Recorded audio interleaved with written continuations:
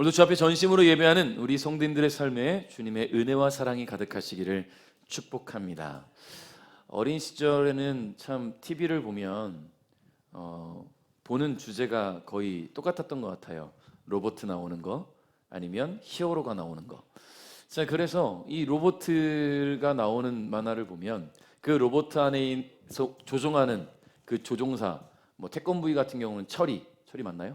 아무튼 메칸도 부이 뭐 이런 만화를 보면서 그 로봇가 지구를 지키죠. 우리에겐 영웅이에요. 히어로예요.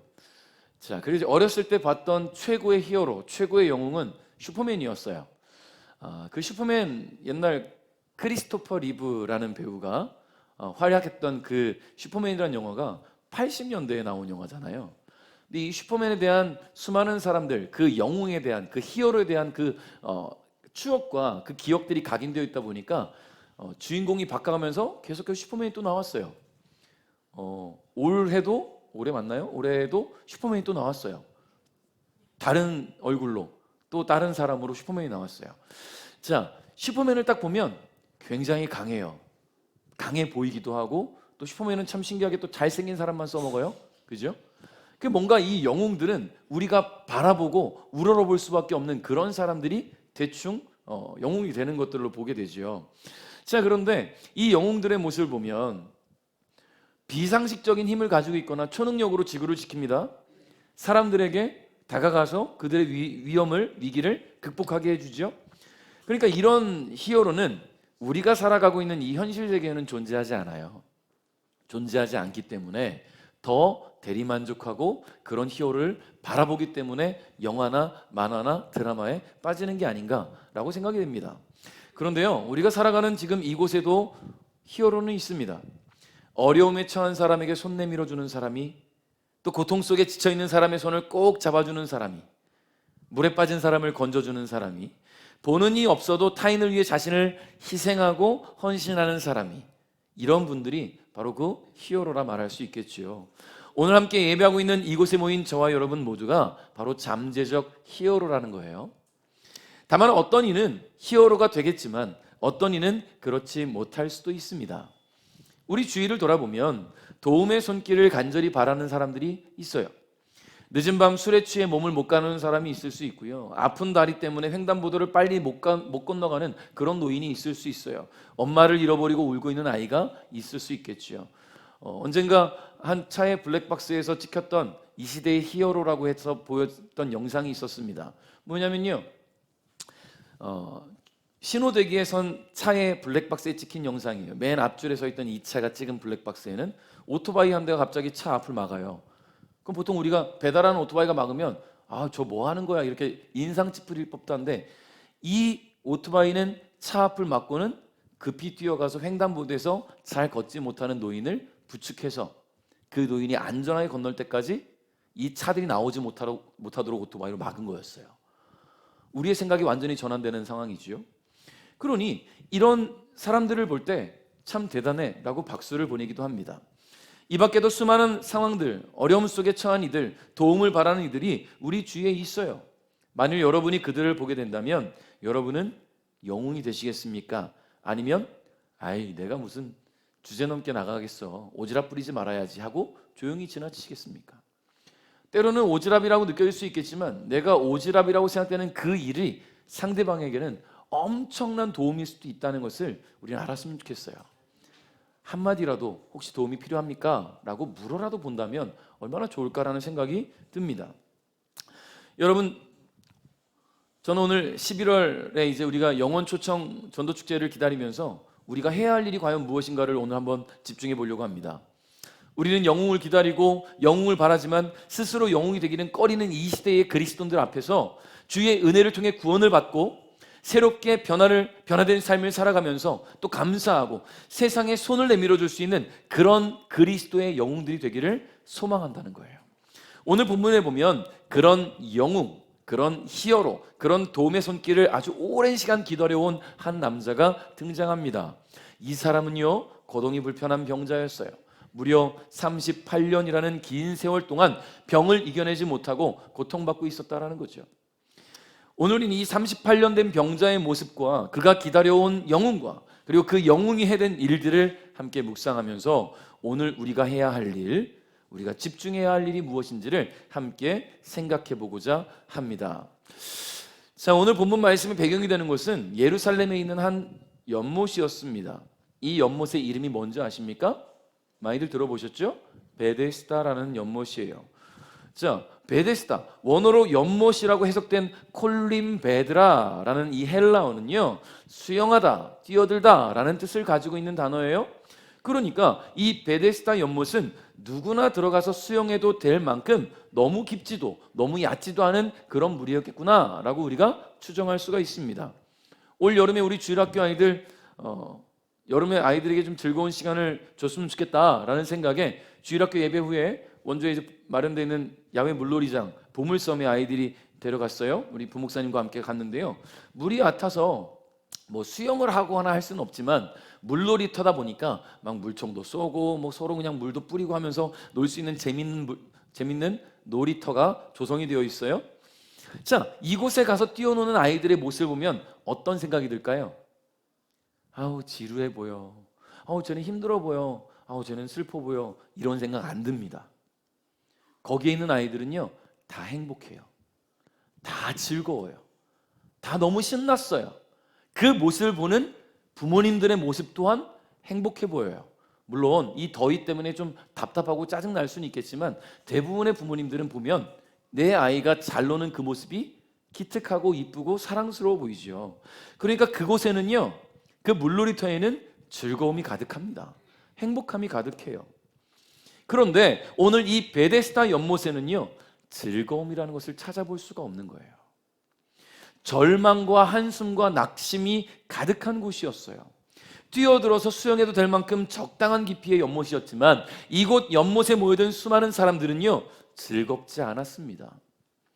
재미있게 수영하고자 찾아온 것이 아니었다라는 거예요. 우리 3절 말씀을 한번 읽어보겠습니다. 시작.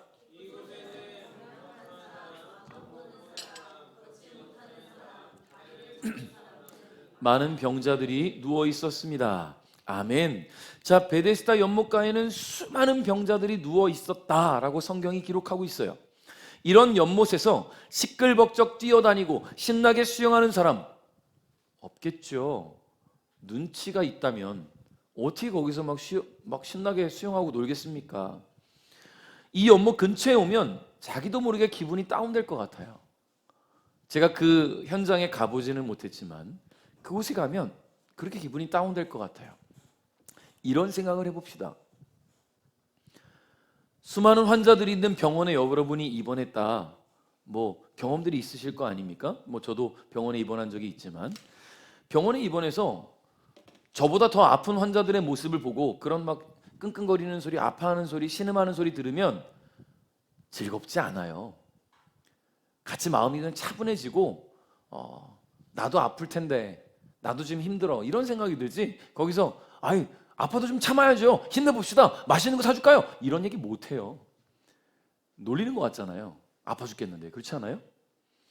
저도 수술하고 첫날 이 마취가 막 통증이 풀려갈 때, 가장 아플 때 누군가 찾아오면 그게 스트레스예요. 오히려 마취가 다 풀리지도 않았는데, 이제 막 마취가 풀려가고 있는데 그때 찾아오면 막 온몸이 신경이 곤두서고 아프겠죠.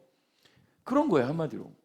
여러분, 이곳에는요 수많은 환자들이 있었어요. 즐겁지 않은 곳이에요. 행복하지 않은 곳이에요. 그냥 절망적인 곳이에요. 그러나 이들이 왜 거기에 모여 있었냐면 작은 희망 하나 보고 있었다라는 거죠. 왜 이 사람들은 그 베데스다 연못이라는 곳에 그 작은 희망 하나를 보고 왔을까? 도대체 그 희망은 무엇일까? 오늘 우리가 지금 나누고 있는 이 쉬운 성경에서는 4절 말씀이 기록되어 있지 않아요? 그러나 개정 성경에는 기록되어 있습니다. 이게 뭔 차이냐면 쉬운 성경은 초기 사본, 성경 초기 사본을 그대로 받아들이겠다라고 해서 개정 성경에 기록된 이 말씀을 뺐어요. 그렇다는 것은요, 초기 성경 사본에는 이 4절 말씀이 기록되어 있지 않고 후대에 이런 말씀이 기록될 만했겠구나 라고 해서 추가된 말씀이 개정 성경에 기록되어 있는데 5장 4절입니다. 그 이유가 기록되어 있는데 5장 4절 말씀을 한번 읽어봅니다. 개정 성경으로 읽습니다. 시작.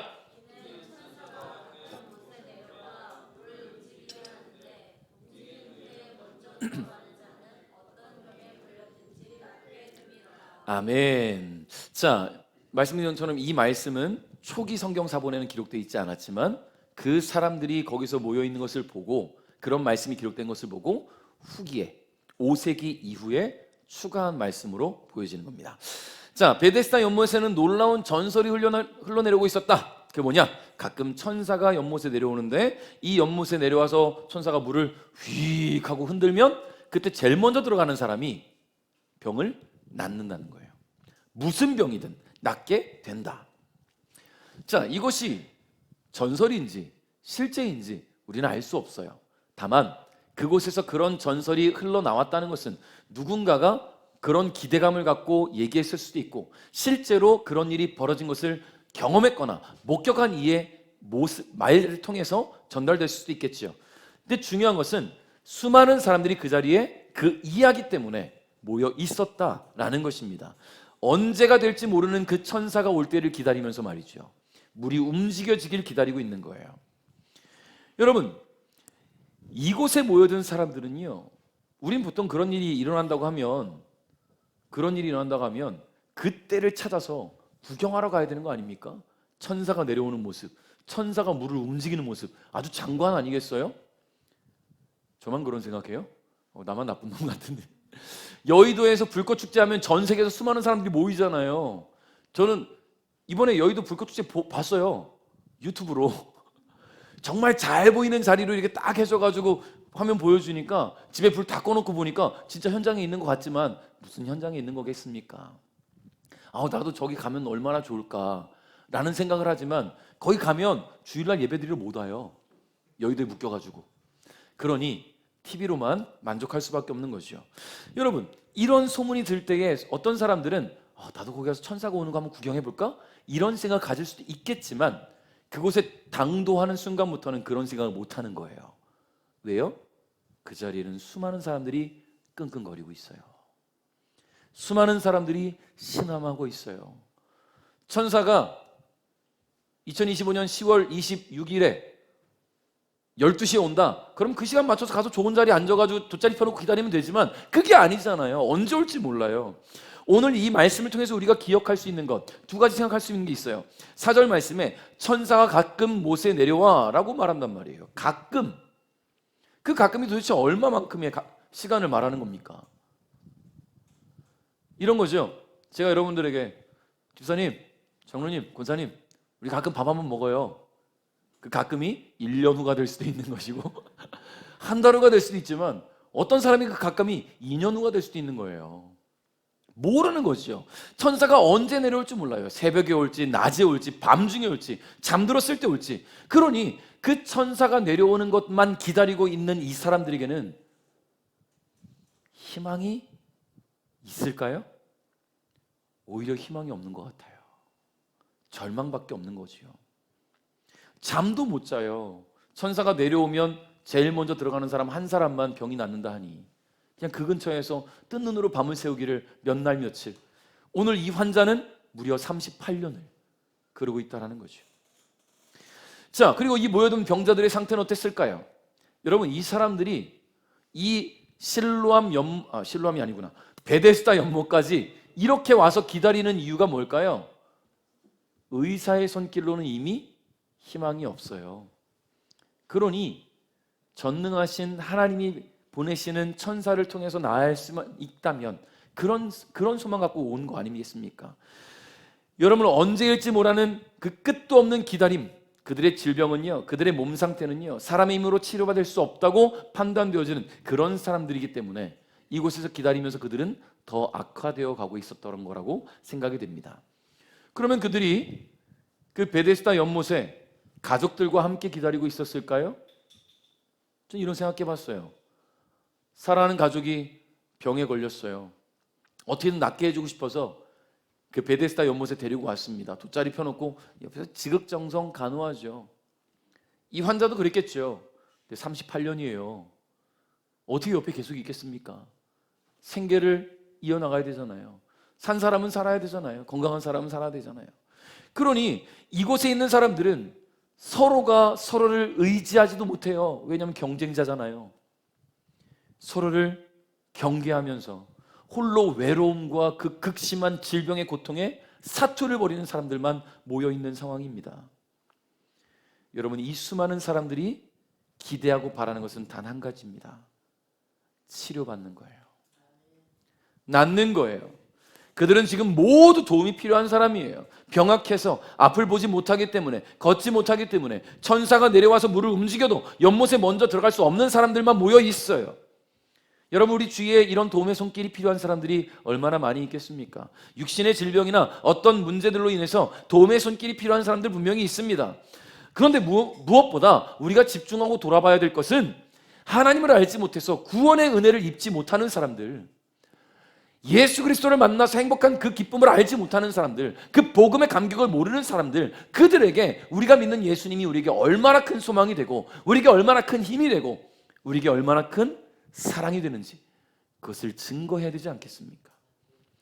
물론 육신의 어려움, 그 가운데 있는 사람들을 돌아보는 것도 저와 여러분이 해야 될 일이지요.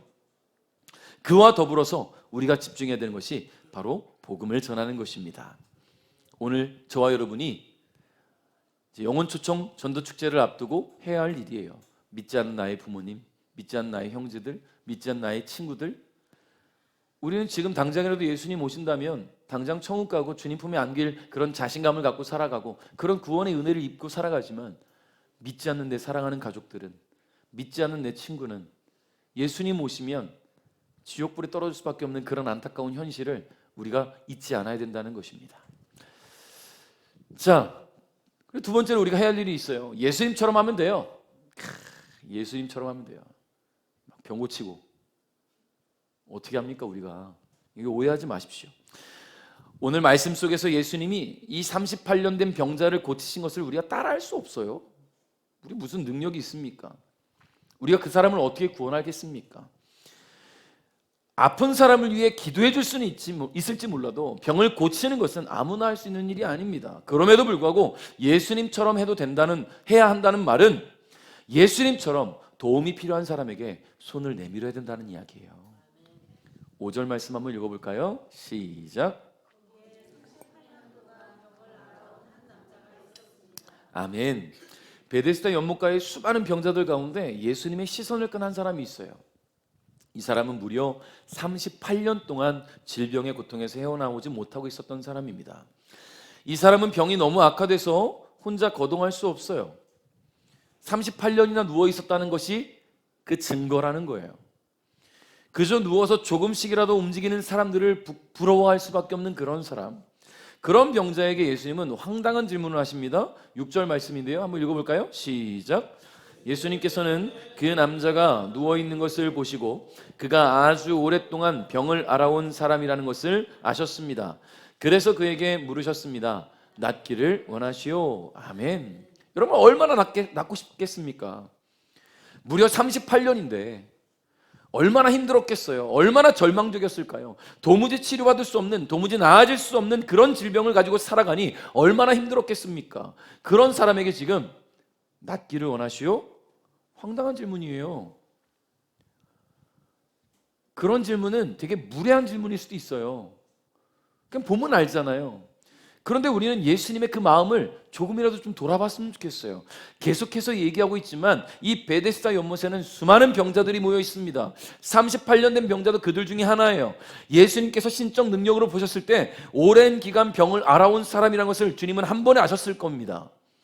물론 그 사람보다는 짧아도 또 오랜 기간 연못에서 이 연못가에서 신음하는 다른 사람들도 또 예수님은 보셨겠지요. 그들 중에는 도무지 치유의 기회를 얻지 못하고 체념한 사람도 있었을 것이고 이미 사망한 사람도 있었겠지요. 또 죽음을 기다리는 사람들도 있었을 겁니다. 근데 예수님께서 이 38년 된 병자를 돌아보시면서 낫기를 원하십니까? 라고 물으신 것은 아직 그 마음속에 아직도 치유받기를 원하는 그 간절함이 남아있는지, 아직 살고자 하는 소망이 남아있는지 물으시는 거예요. 왜냐하면 지금 절망적이잖아요. 소망이 없잖아요. 그냥 이렇게 사느니 그냥 죽었으면 좋겠다. 차라리 나를 내 집에나 데려다 줘서 거기서 가족들 보는 데서 죽었으면 좋겠다 라는 생각하는 사람들도 있을 거라는 거죠. 예수님의 물음에 이 병자는 이렇게 대답합니다. 7절 제가 읽어드릴게요. 병든 사람이 대답했습니다. 선생님, 물이 움직이기 시작할 때 제가 연못 안으로 들어갈 수 있게 도와주는 사람이 없습니다. 제가 물속으로 들어가려고 하면 다른 사람이 저보다 앞서서 물속으로 들어가곤 합니다. 아멘. 자, 지금 이 사람은 예수님을 알아봤을까요? 예수님을 알아봤을까요? 몰라보죠. 지금 이 사람 여기 몇 년 있었다고요? 38년. 예수님 지금 몇 살? 이제 공생이 시작하고 30. 예수님 태어나기 전부터 거기 있었던 사람이에요. 예수님이 사역하고 다니는 그 모든 과정에 대한 소문, 이 베데스다 연못 옆에서 듣지도 못하는 사람, 그렇지 않습니까? 만약 그 예수님께서 병든 사람들 고치신다는 얘기 들었다면 이 사람도 데리고 갔겠죠. 예수님을 찾아가서. 지난주에 말씀 나눈 것처럼 중풍병에 걸린 친구, 그 사람의 친구들이 친구를 데리고 간 것처럼 수많은 사람들을 다 가족들이 데리고 예수님 앞에 데려갔겠죠. 여기 있는 사람들은 그 소식을 못 들었던 거예요. 그 예수님이 이 젊은 청년이 낫기를 원하시오라고 물을 때 이 사람은 지금 뭐라고 말합니까? 선생님이라고 말하는 거예요. 아무도 나를 도와주지 못해서 누군가가 먼저 들어가서 나는 치유받을 수 있는 기회가 없습니다라고 말하고 있는 거예요. 여러분, 38년 동안 그 고통 속에 있으면서 어떤 사람이 치료받고 나가는 것을 봤겠지요. 그러면 더 절망적인 거예요. 희망이 아니라 저 사람은 치료받고 이제 걸어가네? 나는 움직일 수 없네? 난 들어갈 수 없네? 나는 어떡하지? 누가 날 좀 넣어줬으면 좋겠는데. 아무도 그런 사람이 없어요. 왜냐하면 누구든 낫고 싶어요. 얼마나 절망적입니까? 그곳에도 치유받고 나가는 사람을 볼 때마다 이 사람은 절망이 쌓이고 더 나락으로 떨어지는 거예요. 그럼에도 불구하고 아직 이 사람은 치료받고 싶은 겁니다. 체념하지 않았어요. 아무도 나를 도와주는 사람이 없습니다, 선생님이라고 이 젊은 예수님께 말씀하고 있는 거예요. 여러분, 자신의 아픔을, 자신의 안타까움을 예수님께 설명했다는 것은요, 예수님께서 이 환자에게 다가갈 때 그 진정성 있는 마음과 그 모습을 이 환자는 봤다는 거예요. 마음이 열렸겠죠. 마음이 열리지 않고서 어떻게 이런 얘기를 합니까? 당신도 나를 비웃으러 왔습니까? 나 좀 내버려 두십시오. 난 피곤해요. 나 도와줄 거 아니면 가세요. 가던 길. 이러지 않겠습니까? 여러분, 제가 얼마 전에 그 한 글을 봤는데요. 좀 사업으로 잘 나가는 친구가, 돈을 좀 잘 버는 친구가, 공시생인 친구가 너무 힘들어하니까, 공시생으로 공부하는 게 얼마나 힘듭니까? 밥값도 알바도 못 하잖아요. 공부해야 되니까. 너무 안타까워서 좀 자기 딴에는 좀 친구를 좀 격려하는 마음으로 무리해서 100만 원을 이렇게 봉투에 넣어서 친구를 만났대요. 밥을 사주면서, 친구야, 시험 합격할 때까지 좀 힘을 내. 봉투 줬더니 이 친구가 봉투를 집어던지면서, 나 무시하냐? 나 무시하지 마. 나 너한테 그런 도움 받고 싶지 않아. 이러고 갔다는 거예요. 너무 마음이 아픈 거죠. 근데 1년 후에 그 친구가 시험에 합격했어요. 이제 삶이 펴진 거죠. 그리고 연락이 왔습니다. 내가 그때 너무 자존감이 낮아져서 너의 도움의 손길을 뿌리쳤는데 지금이라도 너가 사과를 받아준다면 내가 너를 만나서 사과하고 싶다. 이 도움을 주려고 했던 친구는 이걸 받아줘야 되나 말아야 되나 기로에서 고민하면서 글을 썼던 걸 봤어요. 여러분이라면 어떻게 하시겠습니까? 나의 도움을 강렬하게 뿌리친 그 친구를 받아주겠습니까? 아니면 나를 그렇게 대차게 무시했는데, 나를 이렇게 내가 도움의 손길을 줬는데 돈을 뿌렸는데 화가 나니까 그냥 보지 말지 이러겠습니까? 여러분, 지금 이 사람은 어떻겠어요? 도와주겠다고 오는 사람들이 진짜 도움의 손길을 줄 것처럼 보일까요? 되게 힘들 것 같아요. 그런데 예수님께는 마음을 열었어요. 그분이 예수님인 걸 알아서가 아니에요. 예수님인 줄 몰라요. 그럼에도 불구하고 예수님께 마음을 열고 자신의 지금 속내를 다 이야기합니다. 그렇다는 것은 예수님께서 이 사람에게 다가갈 때의 그 진심이 통해졌다라는 거예요. 여러분, 우리 주위에 도움의 손길이 필요한 사람들이 있잖아요. 무턱대고 다가가면 마음을 닫아요. 밀어내요. 힘들어해요. 우리가 진정성 있게 다가가면, 우리의 진심이 통하면 내가 갖고 있는 그 예수 그리스도의 사랑을 알지 못하는 사람에게 증거할 수 있을 거라 믿습니다. 여러분 전도하고자 하는 대상자가 있습니까? 그에게 여러분의 진심을 담고 다가갈 수 있기를 주님의 이름으로 축복해요. 그래서 오늘 우리가 예수님처럼 해야 한다라는 거예요. 오늘 예수님처럼 진심으로 다가가고 진심으로 위로하고 진심으로 그를 위해 기도해 주는 것, 그것이면 됩니다. 그러면 여러분의 가족, 친구, 이웃, 지인들 또는 길에서 만나는 누군가가 여러분을 통해 주님을 기대하게 될 거라 믿습니다. 8절부터 9절 읽겠습니다. 시작.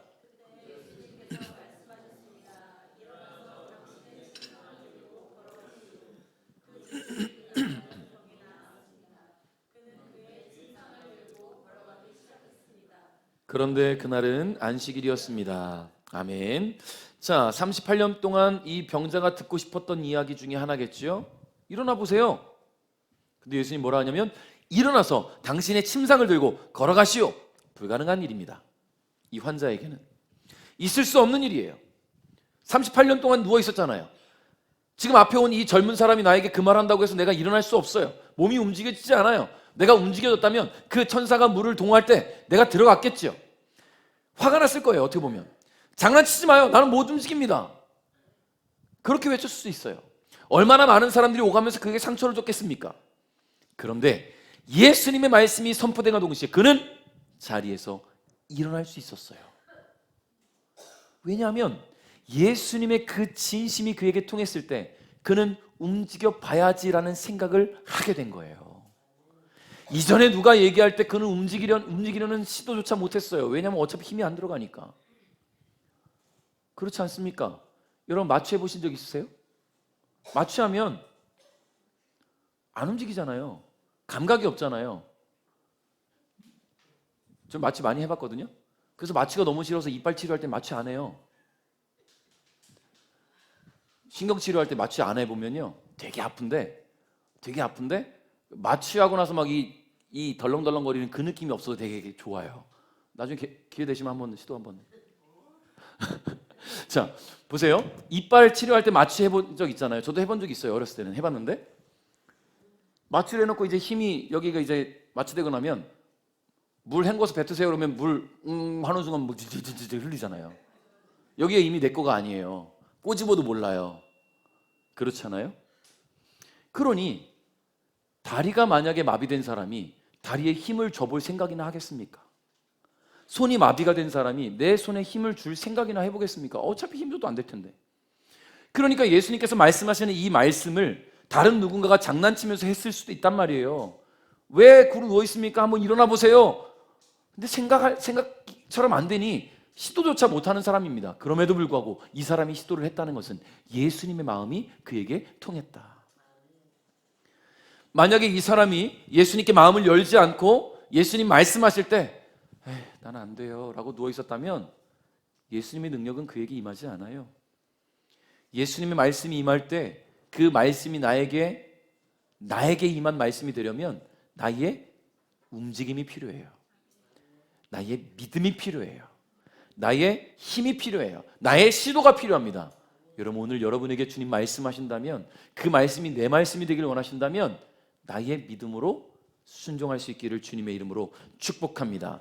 자, 오늘 이 환자는 예수님의 말씀으로 동시에 일어났습니다. 자기 침상을 듣고 걷기 시작합니다.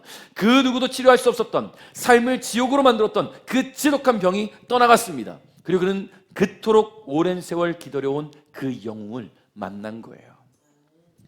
여러분 제가 지금 예수님을 영웅으로 만들겠다, 영웅주의 만들겠다 함이 아닙니다. 이미 예수님은 저와 여러분의 삶의 영웅이잖아요. 우리를 구원하신 분.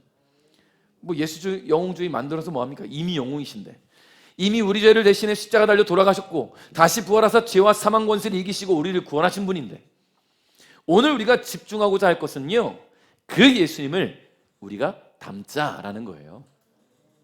예수님을 닮아가자. 예수님을 통해서 이 환자가 나음을 입은 것처럼 우리 주위에 복음이 필요하고 그 인생이 무너져가는 이들에게 진심으로 다가가자는 것입니다. 우리 14절 15절 한번 읽겠습니다. 시작. 얼마 후 예수님께서는 그에게 말씀하셨습니다. 보시오, 당신은 이제 다시 건강해졌으니 더 악한 일이 당신에게 닥치지 않게 다시는 죄를 짓지 마시오. 그 남자는 그 자리를 떠나 유대인들에게 가서 자신을 고쳐주신 분이 예수님이라고 말했습니다. 아멘. 자, 그렇다는 것은 이 환자는요, 자기 앞에 있던 자기를 치료해준 그 사람이 누군지도 몰랐던 거예요. 그러나 그 진심을 바라보고 믿음으로 움직였을 때 이 환자는 낫게 된 것이죠. 그리고 며칠 후 이 환자는 예수님을 만납니다. 그리고 그분 말씀 한마디 한마디를 통해서 아, 이분이 예수님이구나. 내 삶을 바꿔주신, 변화시켜주신 그분이 하나님의 아들이었구나. 그것을 알게 되니 이제 어떻게 돼요? 전하는 거예요. 전하는 거예요. 많은 사람들이 물어보겠죠. 38년 동안 누워있던 사람이 일어났으니 당신은 어떻게 된 거야? 나는 예수님이 치료해줬습니다. 당신은 분명히 거기 누워있었는데, 오랜 기간 누워있었는데 나는 예수님이 치료해줬습니다. 여러분, 여러분의 삶에 예수님이 행하신 일들이 분명히 있잖아요. 질병에서 치유해 주시고, 어려움에서 건져주시고, 우리의 삶에 해결되지 않았던 문제들 하나하나 주님께 간구할 때 우리에게 기적을 보이시고 간증의 제목들을 주신 주님께서, 감사의 제목들을 주신 주님께서 여러분의 삶을 바꾸셨잖아요. 그러면 증거하시기 바랍니다. 내 삶을 변화시키신 주님이 당신의 삶을 변화시킬 수 있습니다 라고 증거할 수 있기를.